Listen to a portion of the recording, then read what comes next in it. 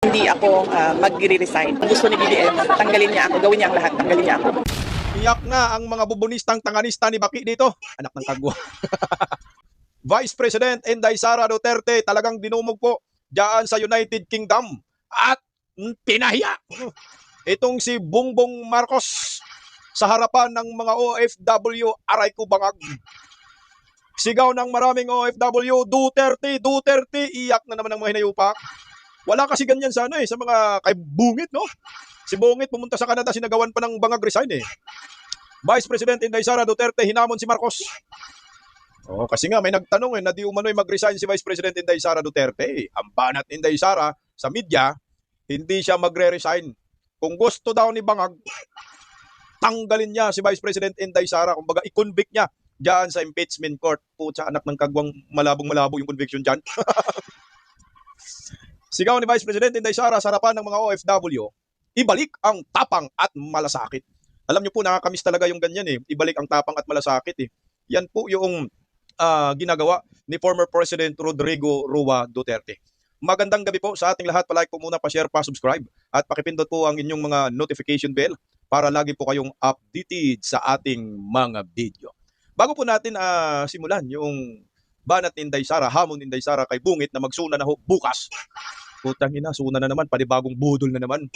Pakinggan po muna natin yung kakaunting talumpati ni Vice President Inday Sara na pinatamaan po si Bungit dito. Na ang bungad agad, sabi ni Inday Sara, pag-usapan natin yung mga adik. At siyempre sa dulo, sabi ni Inday Sara, ibalik ang tapang at malasakit. Okay, pakinggan po muna natin si Inday Sara, kumentuhan natin yung kanyang mga talumpati. Narito po. Pag-uusapan natin ay yung pagmumukha ng isang adik.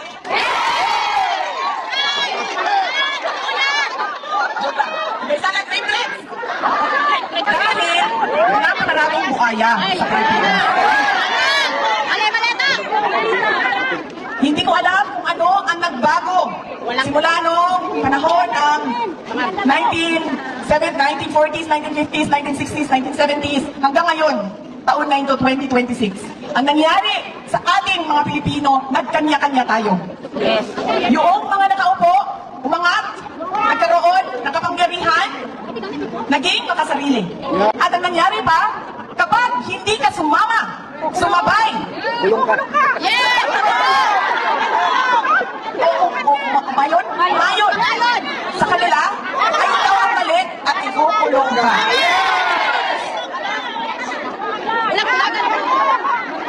Ganon ang nangyayari sa ating bayan ngayon. Napakasimple lang gusto natin. Alam naman natin pwede. Dahil nakikita natin sa ibang bansa. Pero, hindi natin nakikita dahil naging makasarili ang mga may kapangyarihan at yung kanilang pagiging makasarili ang naging tama. At lahat tayo naging mali. Kulong kayong lahat.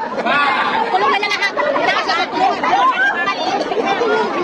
Ganon ang estado ng ating bayan. God bless you too. God save the Philippines. Sila dito.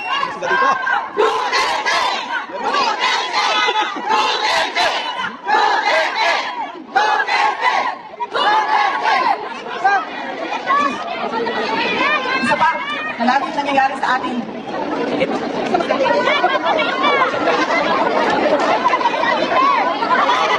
Taon-taon, alam natin na pabalik-balik ang bagyo, ang baha, ang lindol, ang pagsabog ng bulkan, ang landslide. Ano ba bang nangyayari sa atin? Natural, ma'am. Natural muna tayo. Natural. Taon-taon alam natin na nangyayari ang mga natural disasters. Pero bakit taon-taon laging nagugulat ang Pilipino sa pagbaha, sa pagbagyo, Kasi ina-honor budget. at hindi lang yan. Pagkagulat natin, sira-sira lahat, hindi na makabangon ulit. Dahil sa corona. Maalala ninyo, nagkaroon ng malaking lindol sa Cebu. Noong mga ilang buwan na nakaraan. Pagbisita namin ng Cebu, nitong bago lang, ganun na ganun pa rin. Para silang kahapon lang na lindol. Hindi tayo nakakabangon talaga. Ang meron sa atin, hindi na nakakabangon talaga. Ubus ang savings dahil sa kalamidad. Taon-taon, ubus ang gamit. Hindi po umansa kasi Kaya sa mga pangyayari sa ating bayan. Natural, man-made ba? Man-made disaster. Ano ang man-made disaster? Tangina, natural man-made disaster, pagnanakaw. Yan yung ginagawa ng gobyernong Marcos. Maganda po itong talumpati ni Vice President Inday Sara kasi kontrasuna ho ito. Kasi baka sakaling makabudol na naman si Bangag, ito pinapakita ni Inday na si Bongbong Marcos ay hindi talaga marunong magpresidente. Ang ginawa lamang ay paglilimas sa kaban ng bayan. Tangina, panay limas Pinagmumukha ni Vice President Inday Sara sa mga OFW na walang kwenta si Bongbong Marcos na pagkapangulo. Yan ang maliwanag dyan. Dahil ano bang ginawa kasi ni Bongbong sa ating bansa? Wala naman Pero laking gulat ng mga buhaya ngayon sa prosekusyon dyan sa Kongreso, pati na sa Senado. Mantakin mo, panaybanat sila kay Inday Sara dyan sa impeachment. Pero ano po ang nangyayari? Grabe yung tao dyan sa United Kingdom. Duterte ang sigaw. Ang mukha ng Adictus Benedictus. Walang iba, nakatabingi ang panga. Tuloy natin lang si Inday. Hindi lang tayo bugbog sa natural Alaga ni Rizal bugbog din tayo sa man-made calamities. O kagagawan lang din ng tao. Hindi naman kasalanan ng taong bayan, kundi kasalanan ng iilan na mga nakaupo sa pwesto. Man-made calamities, tinutukoy ni Vice President Inday Sara yung pagnanakaw. Yung mga mali-malita, para sa kaalaman ninyo mga bubunistang kalyanista ni Baki. Kasama na kayo mga dilawan, mga pinklayan, mga hinayupak kayo. Yan yung man-made disasters na tinutukoy ni Inday Sara. Panay sa paglilima sa kaban ng bayan, corruption, kaliwat kanan. Yun yung man-made disaster. Tuloy, Day. Babalik tayo ulit. Nandun tayo sa nagkanya-kanya na. Ang mga leader natin. Nagkanya-kanya na ang mga Wala.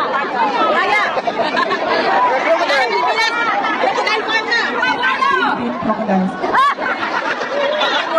Marami sa kanila. Alam niyo yan. Tama. Marami sa kanila ang mga may bahay sa iba't ibang bansa. May bahay. Paborito nila sa Spain. Sa Australia. Sa Amerika. Sa iba't ibang lugar kung saan may golden visa. Makakain para sa kanila na umalis ng Pilipinas kapag hindi na maganda ang sitwasyon. Pero paano kami na ayaw namin umalis ng Pilipinas? Paano yung mga pamilya ninyo na hindi makaalis ng Pilipinas? Iiwanan na lang tayo na magtikis sa kalat na ginawa ng ilang Pilipino lang na makasarili ang kanilang interes. Dahil wala silang pakialam kung anong mangyari sa ating bayan. Dahil napakadali. Stop muna tayo dun, saglit lang. Yung tinutukoy dyan ni Inday Sara, mahilig ang mga kawatan ay bibili ng bahay papuntang Spain, Amerika, marami dyan, Dubai, Germany, sa Europa karamihan, yung may golden visa. Yung mga kawatan yan ang ginagawa kasi nga, habang nagnanakaw sila na nagnanakaw, sa kaban ng bayan, kagaya ni Romualdez, mga Marcoses, ang ginagawa ho nila ay nililipat na nila yung mga nakaw na yaman galing sa Pilipinas sa ibang bansa, lalo na daw sa Dubai. Ang dami na daw yan diniposito, anak ng kagong pati sa Singapore. Yan yung scapegoat nila. Pag nagkabistuhan, lalayas, kagaya si Saldico, wala ng animal, tumakas na. At saka yung tunitukoy din ni Inday Sara dyan, mukhang may kinalaman din kung sakaling magkaroon ng digmaan dahil magulo po yung West Philippine Sea ngayon under Marcos admin, yung mga buhaya na yan, magsilayasan na lang, tatakas, doon sa mga bansang nilalagakan nila ng mga nakaw galing sa kaban ng bayan. Paano tayo mga Pilipino? Kaya dahil kung ikaw maging presidente dahil, presidente ka man talaga, hold departure order agad, bawal lumabas ng bansa si Marcos, Lisa, o Sandro Marcos, Bongbong, yan, yung Martin Aranita, Martin Romualdez, mga Rimulya, Abalos, yung mga yan, Torre, bawal lumabas sa ating bansa, hold departure order dahil ipakulong natin ang mga hinayupak na yan. Tuloy tayo. Para sa kanila. Ilang bilyon. Sinasabi ko sa inyo, darating ang 2027 budget ubos na naman yan. For sure, Bibi Sara.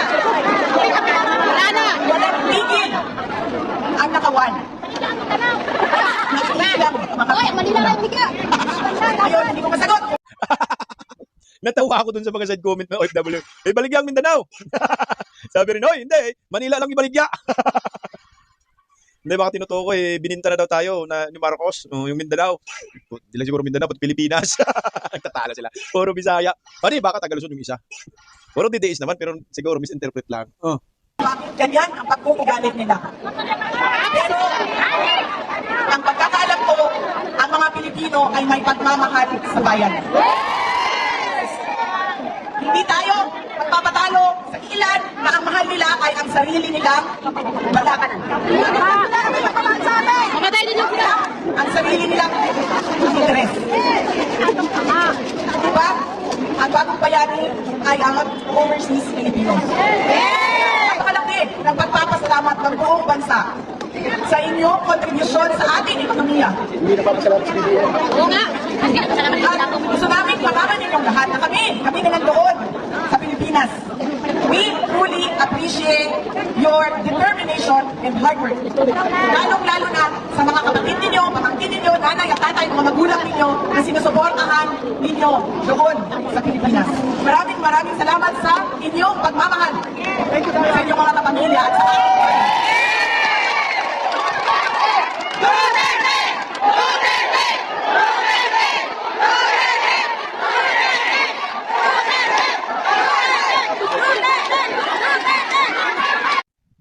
Ayan, tuloy lang natin mga kabistak ang talumpati ni Inday Sara. Dito sinabi ni Inday Sara na ibalik natin ang tapang at malasakit. Tuloy. mga kabayan, pangarap natin ang araw na pwede tayong uwi sa Pilipinas. Retire sa Pilipinas.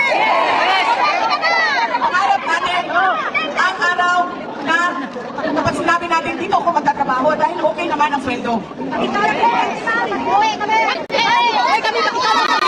Dito, trabaho ng isang tao lang, ng dalawang tao lang, kundi trabaho ito ng isang sambayanan. Kailangan natin magtulong-tulong para na maibalik natin sa ating bayan ang tapang at malasakit! Duterte! Duterte! Duterte! Duterte! Duterte! Duterte! Duterte! Ang tapang Tambuksik. at malasakit na nakikita natin sa puso ng mga Pilipino na nawala. Hindi natin alam kung bakit. Pero dapat alalahanin natin na ang bayan natin ay para sa ating mga anak. Dahil ano ba ang edad nating lahat na nandito ngayon? 60, 70, ilang taon na lang ang naiiwan sa atin? 20 years, 25 years. Pero ilang taon ang naiiwan para sa ating mga anak? 50, 70 years. Ibig sabihin, dapat paniguraduhin natin na 70 years from now, mas maganda, maayos, malakas, tunay kalambukan, tunay kalinaw ang atuang nasod para sa ating mga anak. Ayaw natin! Ang tinutukoy dyan Inday Sara na pag anggol natin na kapag umabot ka ng edad na 70 years old ay kailangan maayos ng Pilipinas. Ayan, ligtas na ang ating bayan. Na 70 years from now, ang ating mga anak ay tulad ng ating mga overseas Filipinos ngayon. 16 hours nagtatrabaho. Para lang masuportahan ang pamilya na naiwan sa Pilipinas.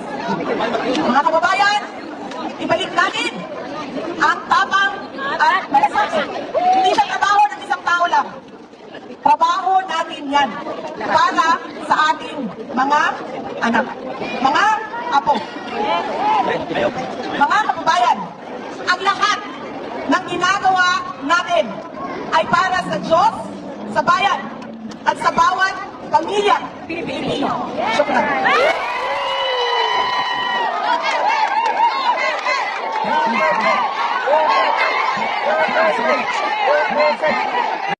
Hindi ba kinabahan ang mga buwaya dito? No? Yung mga nasa prosekusyon, mga kongresista, mga senador, na re-electionist na nandyan ngayon sa kampo ni Bangag, kagaya ni Subiri, kagaya ni Escudero, kagaya ni Joel Villanueva. O hindi ba kayo hindi ba kayo natatakot dito? Kayo mga kongresista, tanong ko lang po kayo mga nasa miyembro ng prosekusyon, miyembro ni Luistro. Hindi ba kayo natatakot sa ginawa ho ninyong panggagago kay Vice President Inday Sara? Na ginagawa ho ninyo diyan pulutan sa impeachment court? Kami po nagtatanong. Kasi kung ikaw kasi politiko, no, nakikita mo yung ganitong karaming crowd, no, response ng publiko kay Vice President Inday Sara na kahit sinisiraan ninyo, binibiran ninyo diyan sa impeachment court, nakita ho ninyo na ang mga OFW, mga Pilipino ay ang suporta lalong umiinit, lalong nagliliyab. Isa lang ang ibig sabihin niyan. Walang naniniwala sa impeachment ni Bongbong Marcos laban kay Vice President Inday Sara. Yan tuloy ang isa pa sa mga dahilan kung bakit lalong dumarami at lalong humigpit ang suporta ng taong bayan kay Vice President Inday Sara. Kasi kung ako politiko, pre-electionist ako eh. Panigurado yung maraming tao na yan na pumunta dyan kay Vice President Inday Sara, hindi kayo iboboto. Joel Villanueva, Judas Iscariot, pati Chis Escudero. Oh, marami pa namang re-electionist, 12. Lalo ka na Hontiveros, itlog ka. Tingnan mo, lahat ng pambato ni Bongbong Marcos sa 2028, itlog talaga kayong mga animal kayo. O, tingnan mo ha, kayong mga kongresista, siguro nanginginig na itong mga animal, no? Lalo na yung si Barbers, inumin talaga yan. Sus, mga walang kwentang kongresista. Hindi ba kayo kinabahan dito sa response ng maraming Pilipino kung paano kainit po na tinanggap si Vice President Inday Sara diyan sa United Kingdom? Napakadami yan. Ibig sabihin yung mga yan tao na yan, galit sila sa inyo.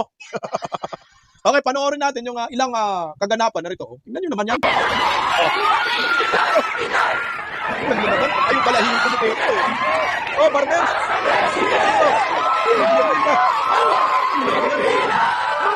Sa Virus! Sini! West Block! Ayan na yan. Ayun na ba? Malasakit ang baon para sa Pilipinas nating mahal ngayon. Sa bawat barangay, bawat tahanan, pag-asa muling sisigaw.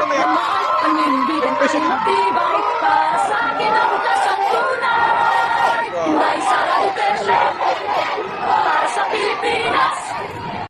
Servisyon ang aral tayo sama-sama, walang iwanan, panalo ang mamamayan. Diyan, ang daming tao nagsisigawan. Wala na. Si Vice President Inday Sara Duterte nakauna na po sa lahat ng mga kalaban niya ng mga presidential candidates. Nakauna na kay Leni Robredo. Kumbaga, tapos ng boxing. Hindi pa nag-uumpisa ang boxing, may champion na. Hindi pa nag-uumpisa ang boxing, may knockout na. Hindi pa nakasabi ang referee, round 1, fight! May bumulagta na agad. Yan yung sinasabi na panalo ka na. May nanalo na.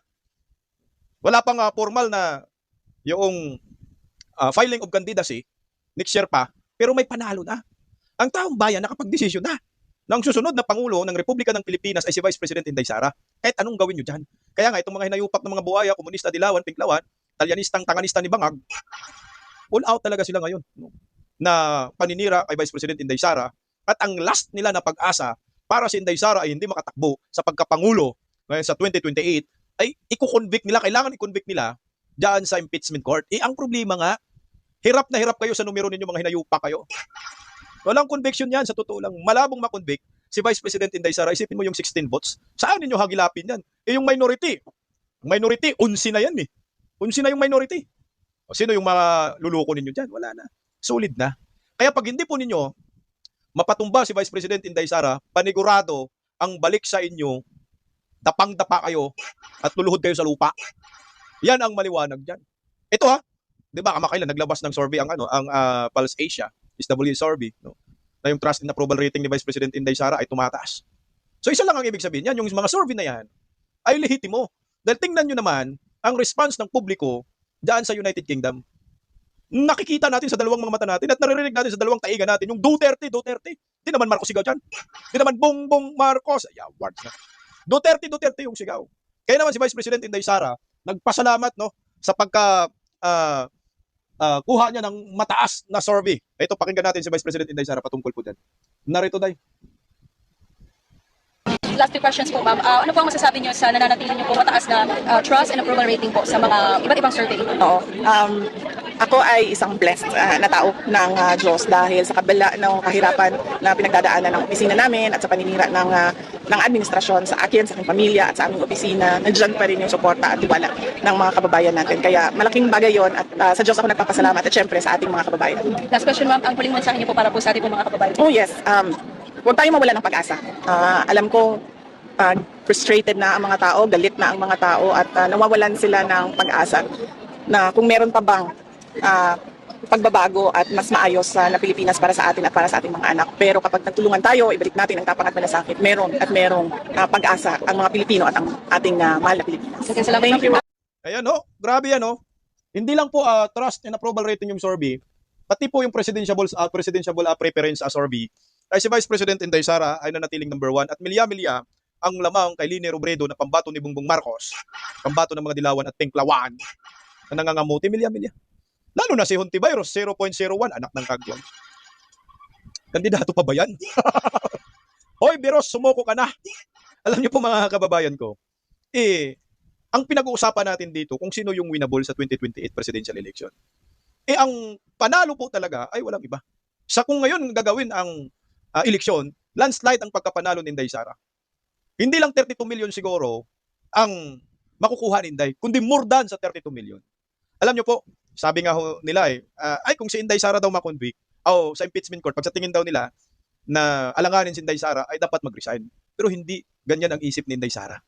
May nagtanong kasi na media, ang sabi na, anong masasabi mo Day sa mga nanawagan na mag-resign ka? Mag-resign ka na lang daw. Okay, pakinggan po natin ang sagot ni Vice President Inday Sara na ito ay hamon din kay Bongbong Marcos. Narito po. Sabi niyo sa performance ng defense team sa ongoing impeachment trial. Lagi ako nagpapasalamat sa legal team, sa defense team, at sa mga kababayan natin sa suporta nila sa akin at syempre sa tulong nila sa akin at patuloy nila na pagtitiwala sa Office of the Vice President. Personally, ma'am, kumusta na po kayo?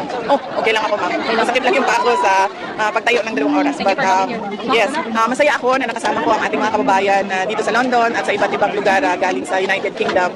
At masaya din ako na nakausap ko sila at nalaman ko kung ano yung mga problema bilang isang overseas Filipino dito sa United Kingdom. At syempre, nagpapasalamat ako sa panahon na napaabot ko sa kanila yung mensahe ko para sa mga kababayan natin. May balibalita po, ma'am, na magre-resign po kayo. Your reaction po on this? Never gonna happen. Hindi ako magre-resign dahil yun ay parang betrayal sa 32.2 million na mga kababayan natin na bumoto sa akin. Gusto ni BBM, tanggalin niya ako, gawin niya ang lahat, tanggalin niya ako. You have publicly declared, ma'am, that you will run for president sa 2028 and Senator Robin Padilla said that he is willing to run as VP. Your reaction to this, ma'am? Sa ngayon, pinaprioritize namin yung trabaho namin sa Office of the Vice President at yung defense sa impeachment trial. Kahit pa man na sinabi ko na tatakbo ako sa 2028 elections, lahat ng preparations doon ay mangyayari kapag tapos na yung impeachment trial. Itama lang po natin yung tanong wala pong sinabi si Senator Idol Robin Padilla na tatakbo siya sa pagka-vice presidente. Ang nagsabi po diyan si Attorney Sal Panilo na kapag hindi daw makatakbo si Inday Sara sa pagkapangulo, ang itutulak din daw na pagka presidente ay si Robin Padilla. Pero hindi po sinabi ni Robin Padilla na tatakbo siya sa pagka-vice presidente. Yan po ang maliwanag. Sabi ni Idol Robin kasi ibang usapin daw yan, nakakatakot daw, sabi ni Idol Robin Padilla. Pero anyway, si Idol Robin kasi nandyan sa survey rin, number 1. Number 2. Number 1 si Kuya Bongo. Malamang, kunyari, for example, si Senador Marcolita, hindi tatakbo sa pagka-vice presidente at ayaw talaga, wala na tayong ibang choice, kundi isuga na lang natin yung parehong Mindanawan. Handa na tayo mga Pilipino na ang magdala ng ating bansa ay mga taga Mindanao kasi maganda naman din yung pamalakad ng mga Duterte dyan sa Davao City. Kuya Bongo, Vice Presidente, Presidente, Inday Sara, ganun na lang siguro.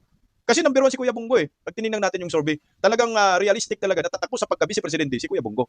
Pag si Marcolita ayaw, kasi ako rin, ang pinaka-first option ko rin si Marcolita. Kasi nga, siyempre, abogado, alam talaga niyang batas at galit sa korupsyon. Depende na rin kay Inday Sara.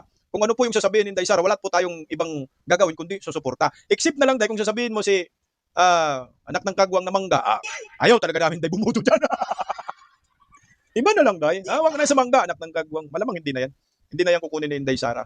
Ayan po, ang swerte-swerte naman ng mga hinayupak na ito. Pag-resignin si Inday Sara, puro what? Binoto ng 32 million tapos pag-resignin. Manguyot ka bungit. Kung gusto mo daw, sabi ni Inday Sara, i-convict mo siya dyan sa impeachment court dahil hindi siya magre-resign. Manguyot kayo. Swerte naman ni Panpilo Lacson. Tsaka ni Tuta Soto na nangangarap magiging vice-presidente pero panay talo sa eleksyon. Lost niya. Napag-usapan po natin si Senator Idol Robin Padilla kasi may mga issue din. Alam mo naman, yung mga bubunistang tanganista, mga talyanista ni Baki, marami po silang mga pautot ngayon. Ano yung mga pautot nila ngayon? Meron palang mga issue na di umano'y ang mga Duterte ay wala na daw suporta ang mga taga Mindanao, mga hunghang. 98-99% ang suporta ng mga taga Mindanao, 2%, 1% lang sila ni Barbers. Sila ni anak ng kagwang. Sino yung kongresista sa Zamboanga? Hinayupak na yun. Muslim pa naman si Adyong. Los nyo. Kayo lang yung hindi sumuporta sa mga Duterte. Kasama sila Bli Granada. Ang taas ng tanga. Pakinggan natin si Idol Robin Padilla patungkol dyan. Narito ang sagot ni Idol. Sir, sa saying na yung suporta daw ng Mindanao at Visayas sa mga Duterte are dying. Totoo ba yun, sir? With the attendance po ngayon sa National Assembly po ng PDP Laban. Saan kaya galing yun? Hindi ko maintindihan kung saan galing yung opinion na yun. Kasi ang nire-represent ng Duterte ay yung mga common na tao. Siguro ang mga nagsabi niyan, yung mga oligarko at yung mga bata nilang mga oligarko at yung mga bayaran nila, siguro ang nagsabi niyan. Pero yung mga tinatawag nating masa, yung tinatawag nating talagang ordinaryong Pilipino, hindi kakalas sa Duterte yan. Kasi kay digong lang nila naramdaman yung safe, yung ligtas sila sa kapahamakan. Kasi alam mo, yung mga nagsasabi niyan, sila yung mga merong gwardya, sila yung mga merong nakatira sa village, yan yung mga nagsasabi niyan. Pero yung mga nakatira sa iskinita, mga nakatira sa mga lugar na masasabi nating naghihikaos, panahon lang didigong nung naramdaman nilang sila ligtas. Kaya, bulahan yan. Sir, alam namin na malapit po ang Mindanao sa inyo, especially BAR. Malapit po ang election, sir, sa BAR. Ngayon po September. Ano po mga advocacy for, sir, para po sa eleksyon na paparating? Peaceful. Sana maging mapayapa ang eleksyon na yan. Wala akong ipinagdadasal sa madaling araw o hindi ang isang mapayapang halalan sa BAR. Sir, batid namin Monday, mabibisi po kayo. Ano po in-expect niyo, sir, sa SONA ni President Marcos? Last time sinabi niya mahiya kayo, pero ang resulta po ay naiiba doon po sa kanya pong mga pronouncements sa nagdaang SONA. Ang lahat naman ng Pangulo, lagi yan merong bagong sasabihin sa bawat nilang SONA. Wala mga maririnig natin dyan, continuation ng mahiya naman kayo. Pangalawa dyan, agrikultura, sigurado, kasi alam naman ng Pangulo na parating ang matinding, ito na, La Nina, El Nino, lahat na yan magkakasunod. Siguro may programa sila dyan, sana naman. At, yan, siguro yung halalan sa farm, sigurado maririnig natin yan. Yung mga bagay na iniintay ng mga tao, maririnig natin yan. Ang kailangan lang talaga, maramdaman ng tao kung ano man yung mga naging unang SONA. Sana, sa huling mga, ilang taon na lang ba, sa kalahati. Sana sa isa't kalahating taon, maramdaman ng taong bayan yung kung ano man ang mga nagiging pahayag ng ating Pangulo. Sir, mensahe po niyo sa masang Pilipino. Mensahe po niyo, sir. Huwag po tayong malugmok. Pilitin po nating palaging bumangon ng may pag-asa. Hindi po tayo pwedeng sumuko. Dahil pagka tayo pong sumuko, ibig sabihin niyan, isinusuko na natin ang ating mga buhay. Paalala ko lamang po sa inyo, meron pa rin pong pagsikat ng araw sa atin. Ganyan po talaga. May mga panahon na madilim. Pero ito pong panahon ng kadiliman, pinipilit po nating makita yung liwanag. Asahan lang po ninyo na hindi po kami magpapagapi at kami po ay patuloy na maninindigan at ipaglalaban ang katotohanan. Yun lamang po, katotohanan at justisya. Yun lang. Inshallah. Tama dyan, Idol Ruben Padilla. Hindi ako naniniwala doon sa sinasabi na namamatay na daw ang suporta ng mga taga Mindanao sa mga Duterte. Wala ho eh. Sulit pa rin. Kita mo naman yung bagong pulse Asia Trust Rating, pati yung presidential survey. Nandoon yung solid, no, na buto, balwarte ng mga Duterte sa Mindanao. Mantakin mo yung 96 to 98%, ganong kataas. Ang suporta ng mga taga Mindanao, kung sa Bisaya ba walay paglubad. Hindi kumukupas ang suporta ng mga taga Mindanao. Kasi kung ikaw taga Mindanao, ruko-ruko ka man dong. Kung hindi ka susuporta sa mga Duterte, wala na tayong ibang suportahan kundi kapwa taga Mindanao, except kung drogista ka. Kung panay ka pulburon, talagang magalit ka sa mga Duterte kasi yung tukhang ibabalik, wala patay ka diya. Kaya kayong mga bubunistang talyanista, wag na po kayong umasa. Sa akin lang ha, hindi po talaga matatalo si Inday Sara. Walang makakatalo kahit magsanib pwersa pa lahat ng mga impakto dyan sa Palasyo de Polvoron. Ayan na, si Inday Sara. Ibalik natin ang tapang at malasakit na sinimula ni former President Rodrigo Roa Duterte. Yan ang maliwanag dyan. Di ba, Nyor? Pahiya si Ngiwim sa harapan ng maraming OFW dyan sa United Kingdom sa London. Nagsalita na ang mga OFW. Solid, Duterte pa rin ang lahat ng maraming